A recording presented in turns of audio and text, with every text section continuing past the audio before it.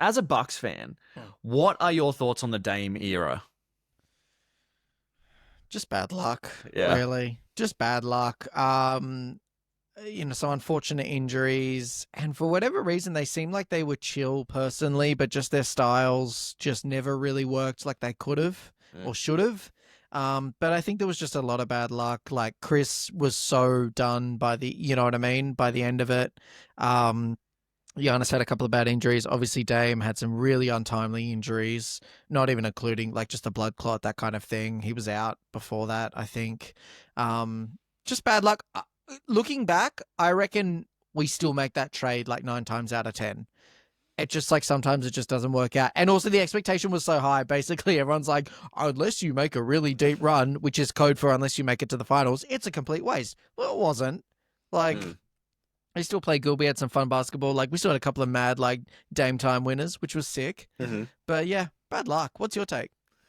Yeah, it just feels a little underwhelming. It feels to me like, my thoughts on the Dame trade were originally that I thought the thing that we needed that offseason was more size and defense, and we traded Drew for Dame.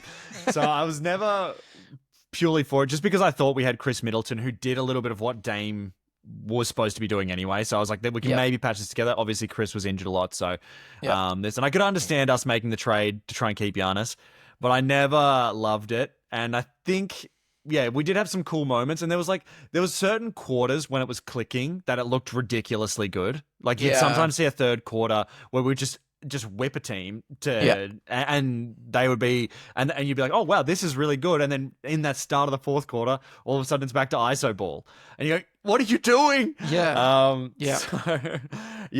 was. And look, being in one of the oldest teams was also kind of a little frustrating in certain ways.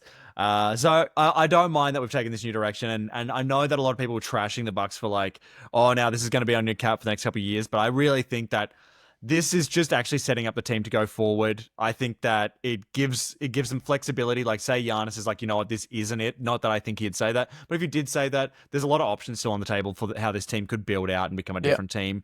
Or if he wants to stay, I still think it's quite a competitive team. And in an era where I think it's more about depth now than ever.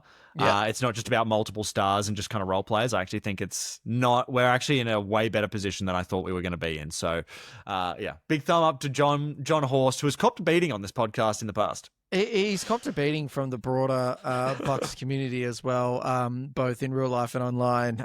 But I actually think that this is one of his finer moves. He's made some absolute fumbles, but I think this is probably his best off-season in a minute.